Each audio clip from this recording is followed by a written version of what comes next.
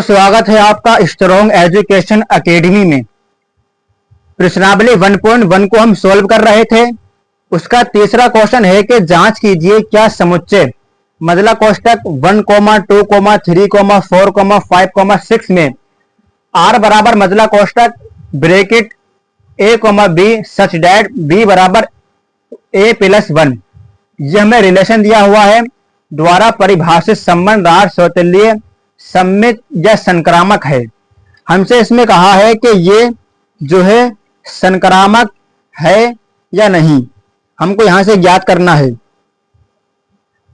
तो आइए इसको सॉल्व करते हैं। पहले देखिए कि हमारे पास जो समुच्चय दिया हुआ है वो क्या है। पहले समुच्चय को हम यहां पर लिखेंगे a बराबर, समुच्चय आप a भी मान सकते हैं x भी मान सकते हैं, जो आपको अच्छा लगे। तो यहां से हमारा a बराबर है 1, 2, 3, 4, 5, 6 ये हमें दिया है समुच्चय। अब यहां से हम रिलेशन को फाइंड करेंगे।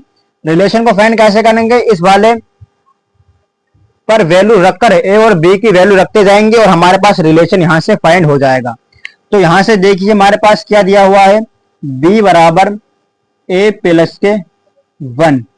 अगर मैं यहां से a की वैल्यू 1 लेता हूं तो मुझे यहां से b की वैल्यू क्या प्राप्त होगी, आप देख सकते हैं। b बराबर a की वैल्यू 1 लेने पर मेरे पास यहां पर b की वैल्यू क्या होगी, a की जगह 1 रखेंगे + 1, यहां पर मेरे पास b की वैल्यू 2 निकल कर आएगी। आपको अच्छे से दिख रहा होगा। और दूसरा, अगर मैं a की वैल्यू 2 लेता हूं तो मेरे पास यहां से b की वैल्यू क्या निकल कर आएगी, a की जगह 2 रखने पर +1 तो 1 ही रहेगा, यहां से 3 आएगी। मेरे पास a की वैल्यू 2 रखने पर b की वैल्यू 3 निकल कर आती है। और ऐसे ही अगर मैं a की वैल्यू 3 लेता हूं तो यहां से मेरे पास b की वैल्यू कितनी आएगी, a की जगह 3 रखेंगे और 1 तो 1 ऐसे ही एज इट इज रहेगा बराबर 4। a की वैल्यू 3 रखने पर मेरे पास b की वैल्यू निकल कर आती है 4। और आगे मैं a की वैल्यू 4 लेता हूं तो मेरे पास b की वैल्यू क्या निकल कर आएगी, a की जगह 4 + 1 बराबर 5। मेरे पास b की वैल्यू 5 निकल कर आएगी। अब आगे a की वैल्यू 5 लेता हूं तो मेरे पास b की वैल्यू निकल कर आएगी 5 + 1 बराबर 6। अब अगर आप थोड़ा ध्यान से गौर करें आगे को, अगर मैं यहां से अब a की वैल्यू 6 लेता हूं तो मेरे पास b की जो वैल्यू निकल कर आएगी 7। अगर a की वैल्यू में यहां से 6 लूं तो b यहां 6 + 1 हमारे पास b की वैल्यू 7 निकल कर आएगी, जो कि हमारे समुच्चय के में नहीं दिया हुआ, बल्कि हमारे समुच्चय में जो संख्या दी हुई है, नंबर दिए हुए हैं वो 6 तक दिए हुए हैं। तो हमें भी 6 तक ही रिलेशन को फाइंड करना है। अगर उसके आगे नहीं कर सकते क्योंकि वो गलत हो जाएगा। अब यहां से हम रिलेशन को लिखेंगे। मैंने a की वैल्यू 1 लेने पर मेरे पास b 2 प्राप्त होता है, तो यहां पर हमारे पास एक रिलेशन ये बनेगा 1, 2 और दूसरा रिलेशन यहां से बनेगा 2 लेने पर 3 प्राप्त हुआ तो 2, 3 और तीसरा में प्राप्त होगा a की वैल्यू 3 लेने पर हमें 4 प्राप्त होता है तो 3, 4 एक ये है हमें। और चौथा 4 लेने पर हमें 5 प्राप्त होता है तो एक हमारा ये बनेगा। और आखिरी 5वां a की वैल्यू 5 लेने पर हमें b की वैल्यू 6 प्राप्त होती है तो एक हमारा ये बनेगा। ये हमारा बन के हो जाएगा पूरा तैयार रिलेशन। ये हमारा रिलेशन बन गया है। उम्मीद करता हूं आपको यहां तक अच्छे से समझ में आ गया होगा। अब यहां से हम एक एक करके जांचेंगे। पहला हमारा होता है स्वतुल्य। स्वतुल्य इसकी कंडीशन होती है कि a, ये रिलेशन से बिलोंग करता है। जब इस तरीके से इसकी कंडीशन है तो हम लिखेंगे कि इस रिलेशन में हमारे पास 1, 1 रिलेशन में होना चाहिए। सही है, ये तो कंडीशन बनेगी इसकी जब ये होता है इसकी।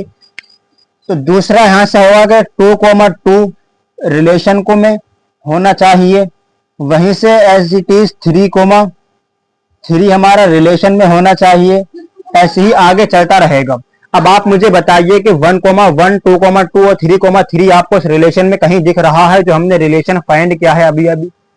आप कहेंगे हमें नहीं दिख रहा है, तो हम लिखेंगे कि 1,1 जो है does not belong to R, 2,2 does not belong to R, यहां पर भी does not to belong to R, यानी ये हमारा रिलेशन में कहीं नहीं दिख रहा है, तो ये लिखेंगे कि ये हमारा सौतुल्य नहीं है, ये सौतुल्य नहीं है। ठीक है, उम्मीद करता हूं समझ में आ गया होगा। और दूसरी हमारी कंडीशन है सम्मित की। सम्मित, इसकी कंडीशन होती है कि ए कोमा बी रिलेशन में है, तो वहीं से B comma A B relation में होना चाहिए, ये इसकी कंडीशन है। अगर मैं यहां से आपसे कहूं कि 1,2 रिलेशन में है, तो वहीं से हमारा 2,1 भी रिलेशन में होना चाहिए, यही तो कंडीशन बनेगी इसकी। तो आप मुझे देखकर बताइए कि 1,2 के रिलेशन में हमें दिख रहा है, ये है 1,2, लेकिन 2,1 आपको कहीं रिलेशन में दिख रहा है? आप कहेंगे हमें 2,1 रिलेशन में नहीं दिख रहा है, तो यहां लिखेंगे कि ये सम्मित नहीं है, ये सम्मित नहीं है। ये हमारा हो जाएगा दूसरा। अब तीसरा हमारा संक्रामक है। संक्रामक, ये हमसे बोलता है कि अगर ए कोमा बी रिलेशन में है और बी कोमा सी रिलेशन में है, तो वहीं से हमारा एक निष्कर्ष ये निकलेगा कि ए कोमा सी भी रिलेशन में होना चाहिए, ये हमारा संक्रामक की कंडीशन है।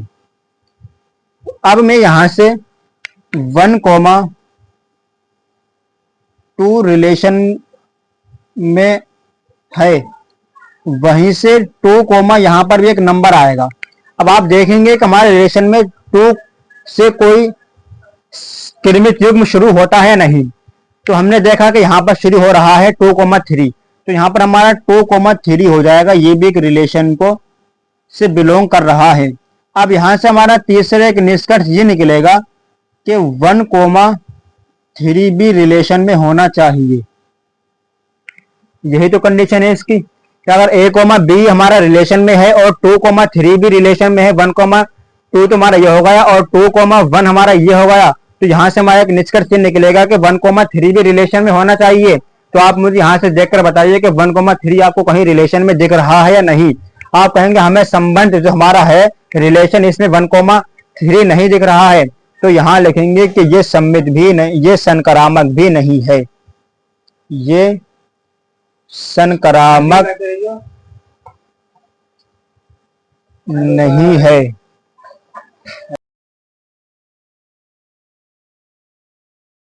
आपको ये भी अच्छे से समझ में आ गया होगा। मिलते हैं नेक्स्ट वीडियो में।